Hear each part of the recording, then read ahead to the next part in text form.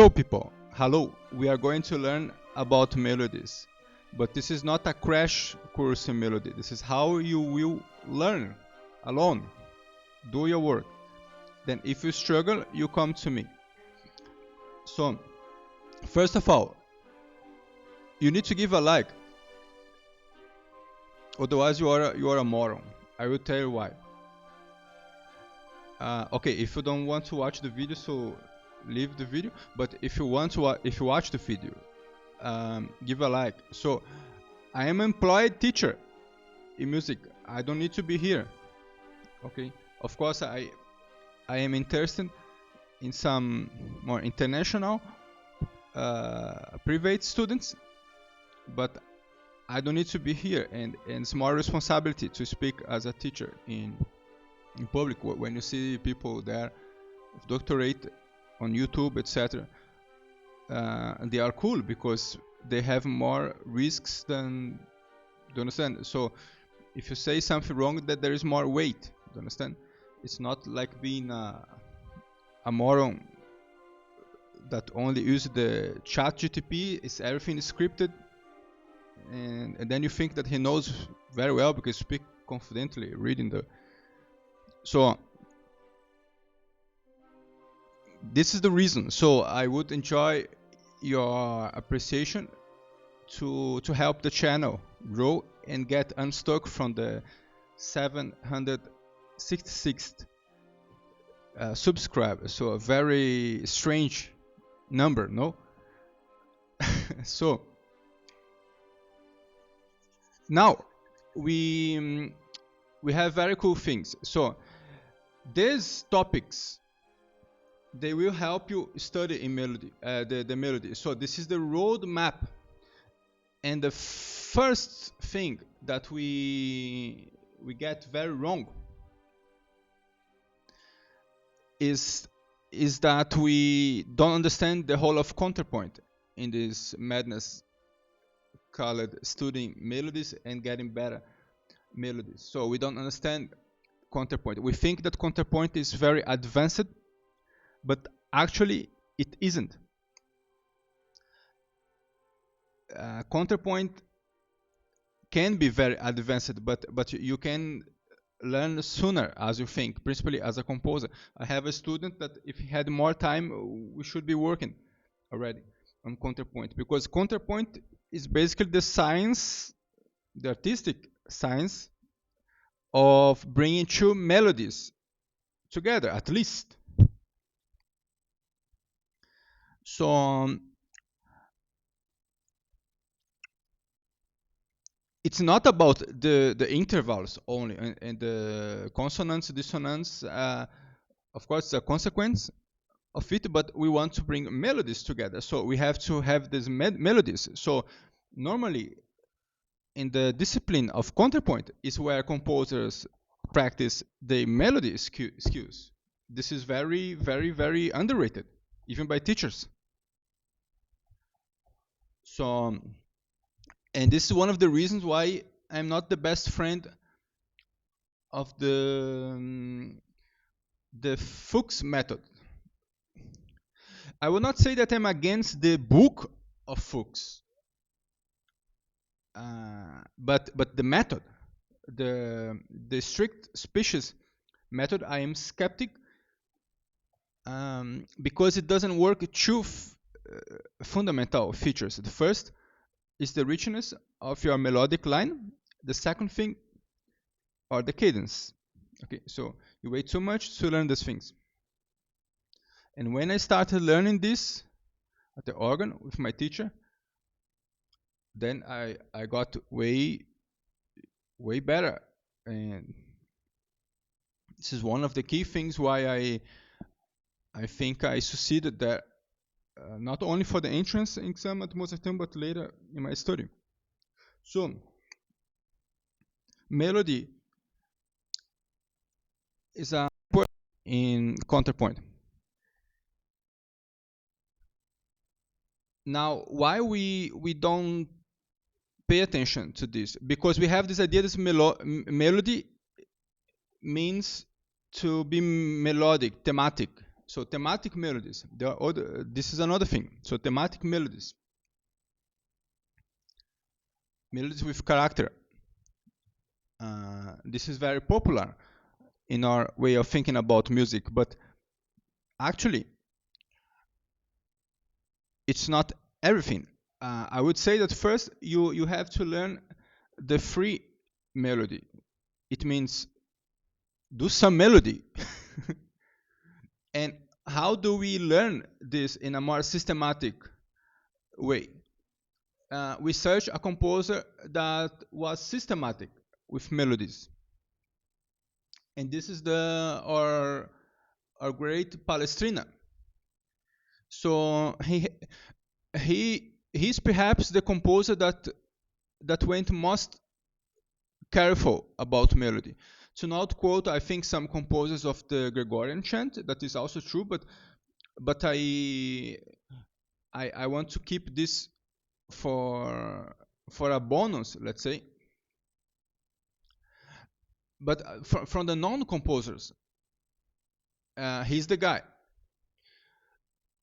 regarding free melody. So when you study the counterpoint of Palestrina, you will see that he almost follows very strict rules. I don't know if he wrote for himself, but he follows very strict principles. Like here, for example, the jump, the leap is compensated. The fast motion doesn't has jumps.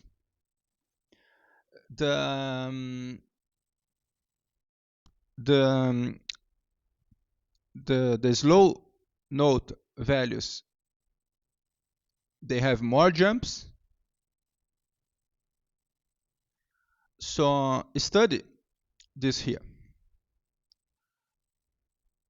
This is the point. When you study counterpoint based on these principles, when you study the melody based on these principles, you will develop a sense for the formal aspects of melodies.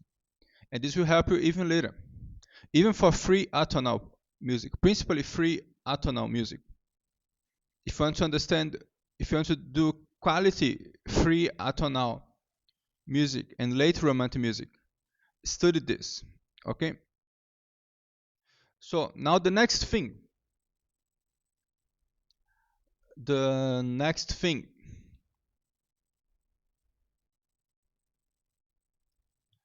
The next thing is the bonus. So the bonus, if you are into Gregorian chant, even better.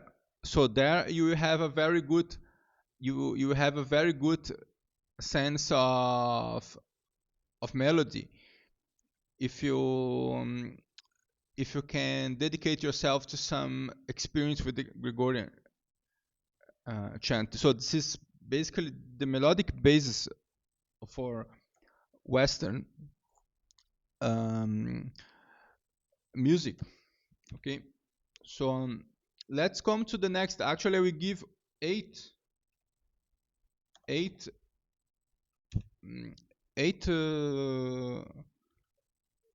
tips. So it's the last one.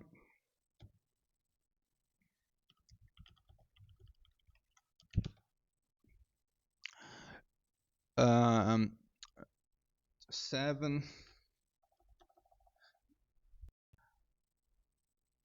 Okay, actually, there are seven.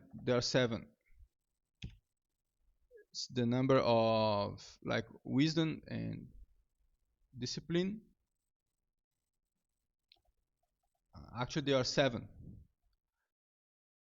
So counterpoint. So the free melody, and then later the thematic melody. I think this gives you a good framework to study melodies, because the thematic melody, you either do such stupid themes or it's very hard, because it is the core of the musical expression. So it's very mysterious. There is also a very important essay of Richard Strauss on this. So melody is mysterious, man.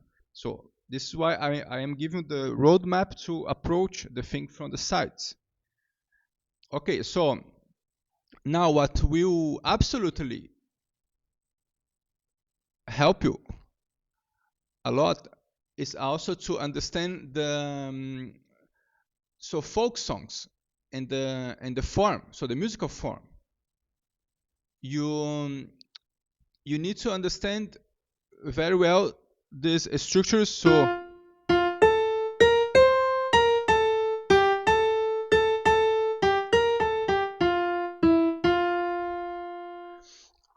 um, it is not only about the melody, but about the musical form.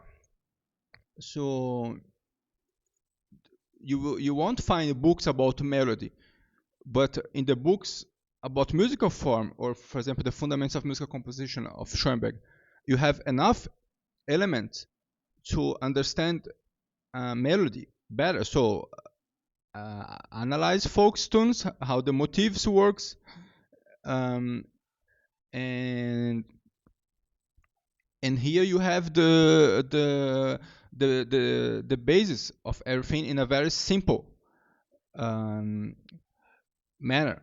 Okay, so let's take a folk song. Okay, the most classic.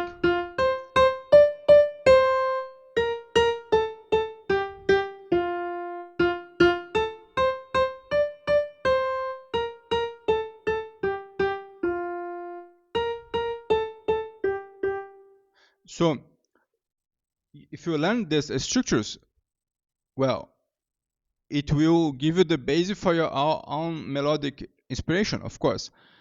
The point here is to understand different ways of building simple melody. So this is the very obvious periodic one. So antecedent, consequent. But there is also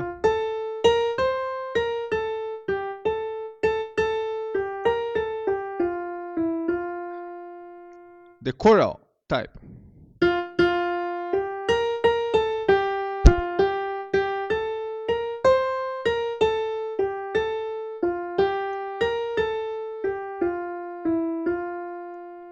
So it's a big antecedent and a big consequent.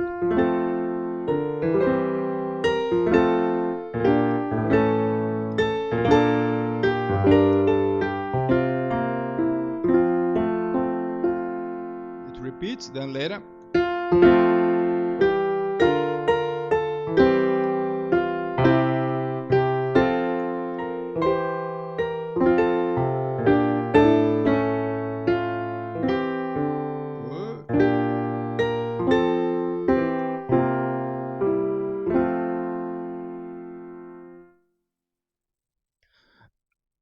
Actually, it's a study of musical form. So you are bringing the free melody that you learned with Palestine into a form.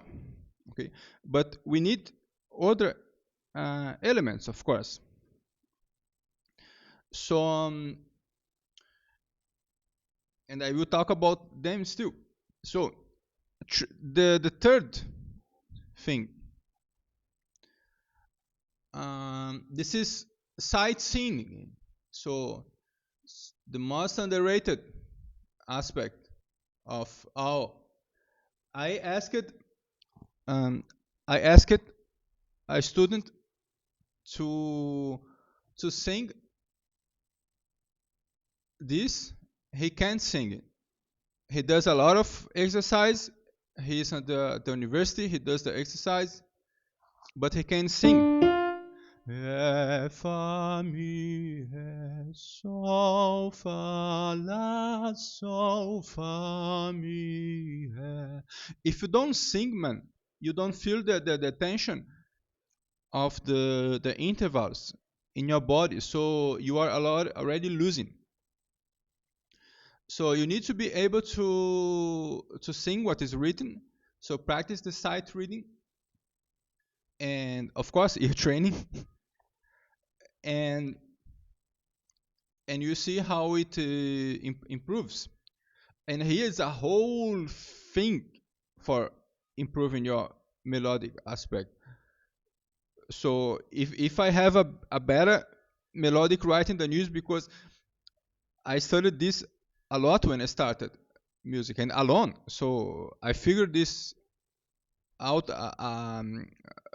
Even before I started my bachelor in piano, I was just studying philosophy, and I figured out that this was very important because I was so envied that Mozart and Schoenberg were able to compose music directly on paper, and I find this very practical. So it's the most practical workflow type. So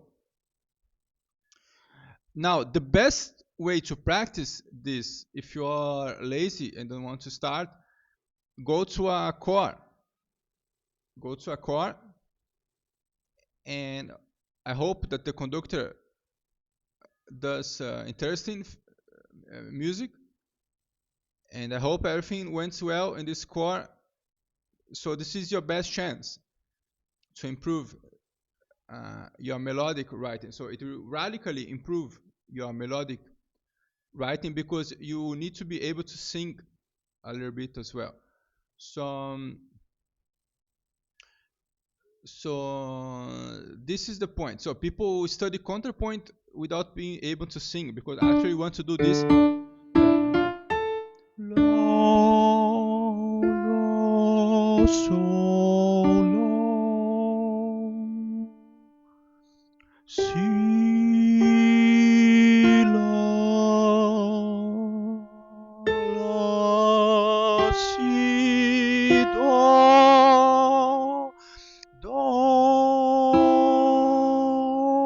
re. Of course, if it is hard to sing, you will not sing so perfectly. But what is possible to sing, this you should be able to sight read. This is the thing. Some things they are hard to. You don't want to sight read everything like a violin line. And this it's a stupid things of some sight reading method. So there is like a violin fast thing. So how are you able to sing this? Okay, now let's keep moving to the next part. Sight reading core is fascinating. So even professional singers, they are blind for this, and I could examine this myself. So if they train this a little bit, they will get very easy. So easier than me because I don't know how good is my singing technique in comparison to them. So now the next one, you need phrasing, my friend. You need phrasing, and for this um, you need a musical instrument. So the phrasing is about the musical aspect, so the feeling of melody. If you don't phrase the melody well,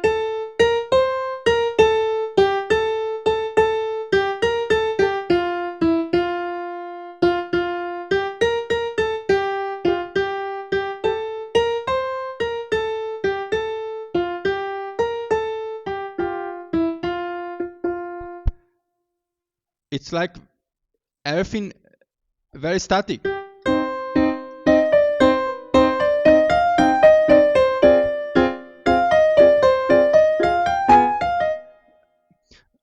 If funny is expressive, but I don't know, people do zero phrasing, and this means you don't have the connection to the core of the melody, that is the musical expression. So and melody should be the most flexible part of musical expression, and this is why it is related to our soul. It's the most flexible spiritual thing, like moving really like the spirit. So it goes like everywhere, and the melody is the very essence of the vibration. Do you understand? So So we want to make it we want to create phrasing, and phrasing will give this the sense that music is a very conscious act of communication, similar to words. So phrasing makes the melody, makes the music, um, turns the music into language, so into a very higher form of communication. And the musical instrument will teach you this, because when we are learning piano, basically we are learning phrasing, because it is so hard to create the illusion of phrasing on on piano. So we learn to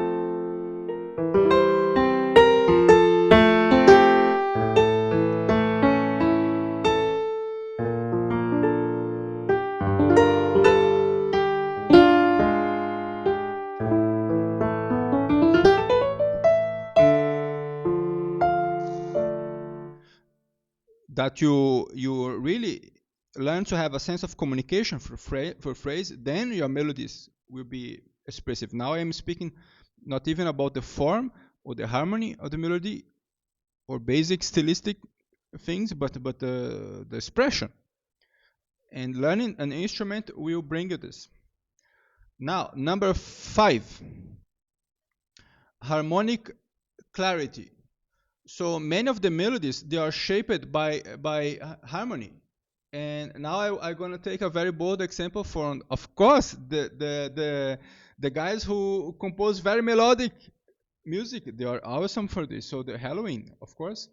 So they have these absolutely basic examples. If I bring on piano, and why I'm doing this, to show actually how simple is the structure of some great melodies in folk songs. So they are related to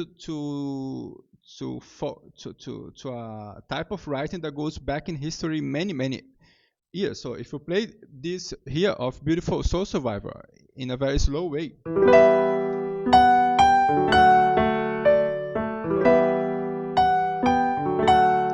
so we have medieval music. And why is this melody interesting? Because it is shaped by the harmony. Actually, the concept of this melody is this modal pendulum.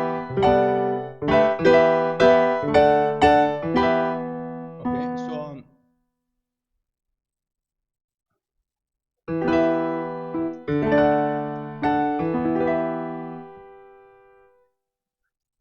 so the harmony shapes the melody, and from there, uh, and also the words help to give the rhythm for the melody. So the harmony shapes the tones, the words shapes the rhythm. I got a feeling in my head, so many memories gone to the tale. Okay, we harmonize it, but you have the structure of a folk song, but very based on a harmonic progression that has a very clear form. So clear harmony with clear harmonic form generates plus good text, good lyrics with good rhythm, then generates good melody. The next thing, it's also about the the melodic uh, tension, because here we are diatonic, the melody is in the harmony, it's in the triads, then refrain,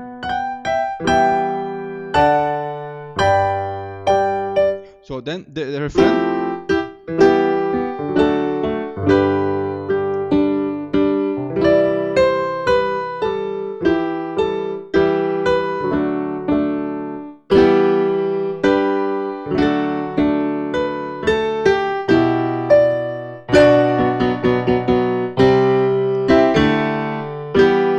this is a, by the way, a modal cadence.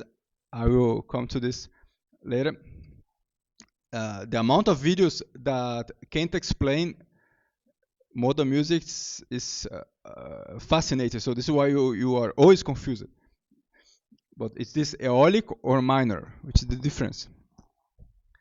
So the tension.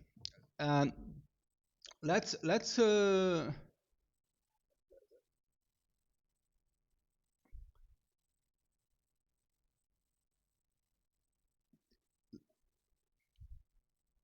did I wrote this?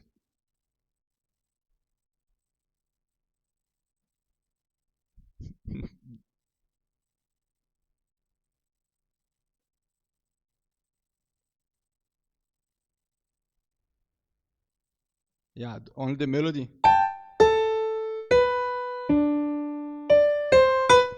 Okay, so here it's the refrain. So here we have the very beautiful. Is it editing? Add text. Okay. So here we have our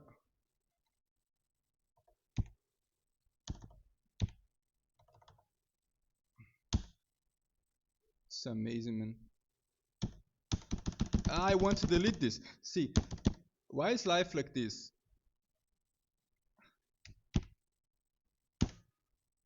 Okay, thanks. Go away. So we have our C major. I want a big C. You got the idea. It is messed up. So we have the C major with ninth exactly here, but we have a D here. And this is one of the principal characteristics of good melody. So there is always a point where the melody goes from triad to chattered, or to some really tones that are not of the chord. So when we have a tetrad, to call this a non-chord tone is a mistake many people do, because you can just call this a non-chord tone. In jazz, this is a chord tone. This is exactly the tone that we need the whole time. The seventh.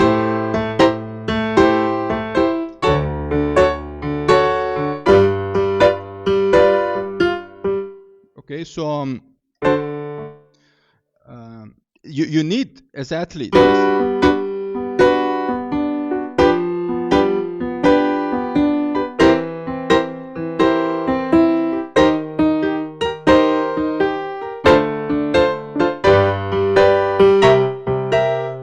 So you need these chords.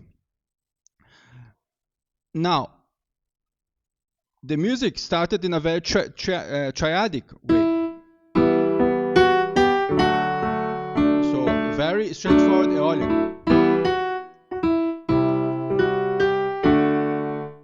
Now, in this case, the ninth is a non-chord tone.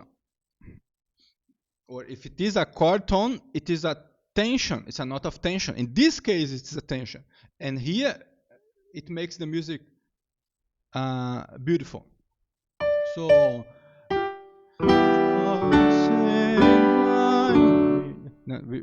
what?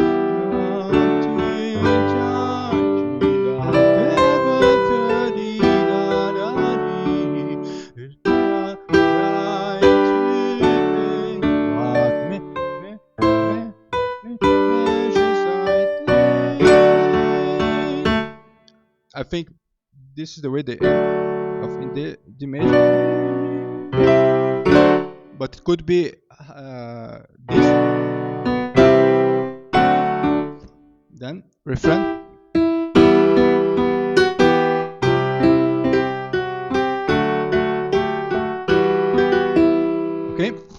So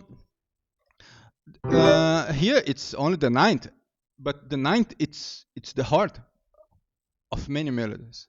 It's amazing. So melodic tension and melodic color. You have to develop a sense for this, and this will help you analyze your melodies when they are too boring and annoying. Now there is the non-chord tone. So now we have non-chord tones.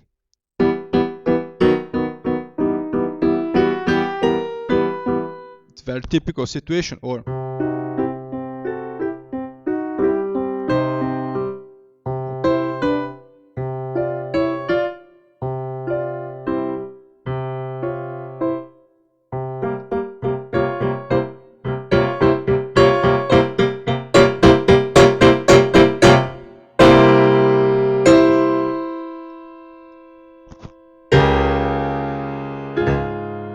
so these are non-chord tones.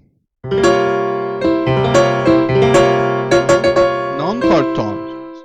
Non-chord tones.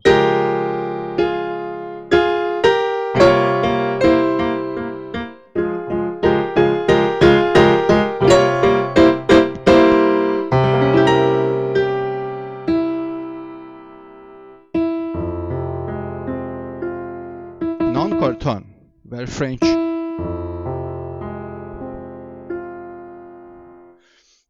My soul.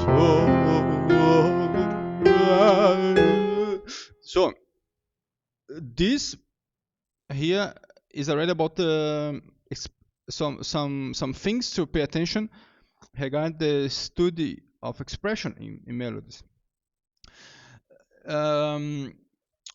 Now, this was the sixth point. Now, the seventh point is the most original.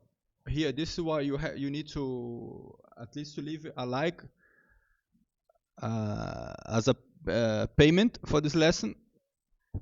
Otherwise, you can also give €3 monthly to support me on Patreon. This is also a very interesting idea. The seventh thing is accept your feelings. So we live in a society where principally in Europe, people ignore their feelings. So they are soulless. Do you understand?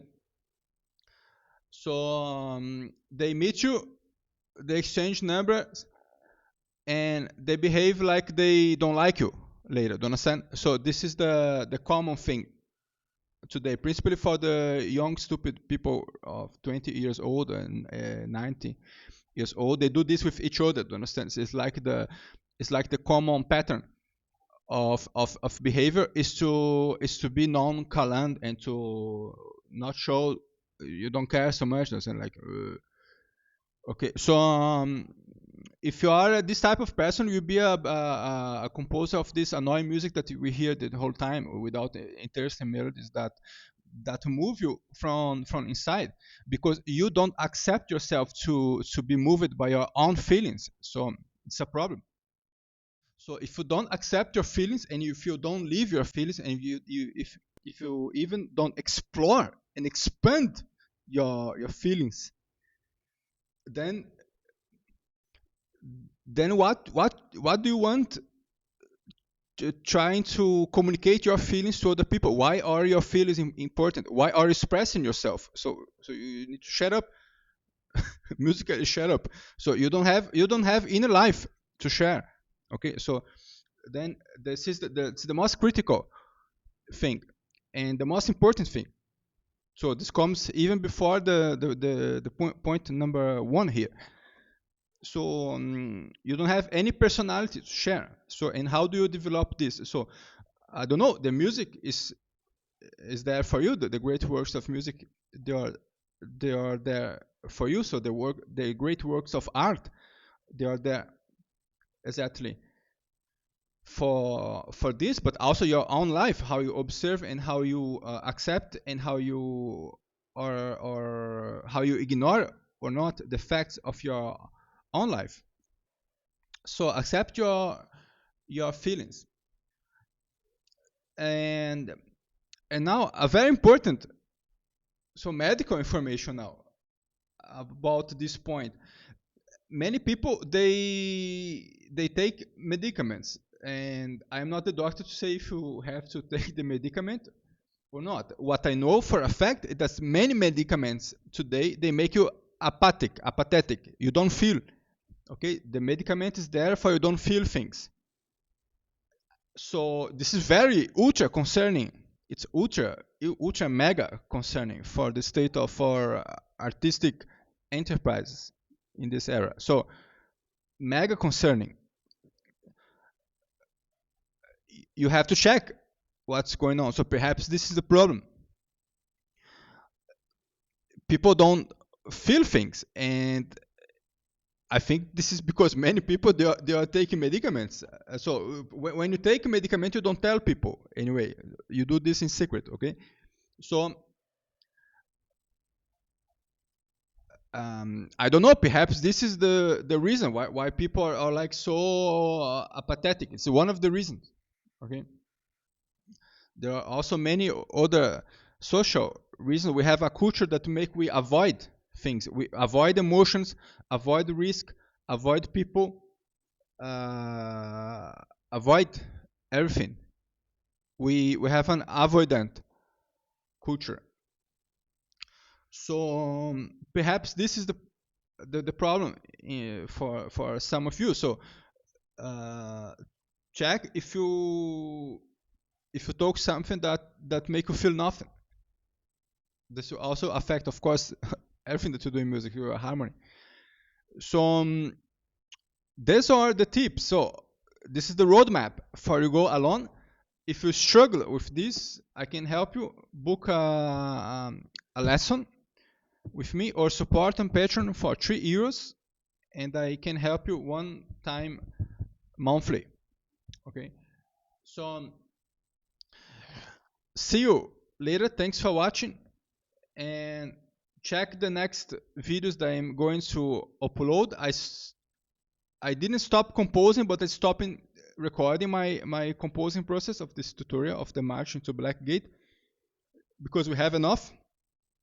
And if you want more, you need to comment. So I am composing. I can teach new things about the session that I'm composing now. This is really cool.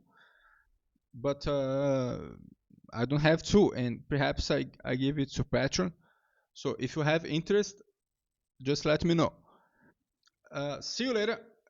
Thanks for watching, and have a nice weekend.